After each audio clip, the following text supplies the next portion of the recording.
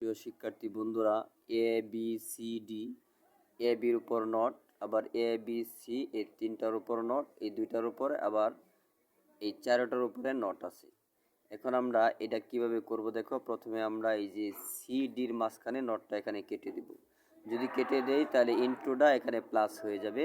এই যে যদি এই যে নট কেটে দেওয়া হয় ইনটু প্লাস হয়ে যাবে। এটা হলো একটা সূত্র, আর প্লাস থাকলে ইনটু হয়ে যাবে। এখন আবার কি করব আমরা, এই যে সির এই যে সির উপরে কিন্তু এই যে এ বি সির উপরে আগে একটা নট ছিল, তারপর যখন আমরা কি করলাম ওই যে আবার কেটে দিলাম। এই যে এখানে আবার এই যে সিডির উপরে এখানে কেটে দিলাম, তখন আরেকটু এই যে আরেকটু অর্থাৎ এ বি সির উপরে ডবল নট হয়ে গেল। ডবল নট কাটা যায়, সূত্র আছে এই যে ডবল নট, এই যে ডবল নট কাটা যায়।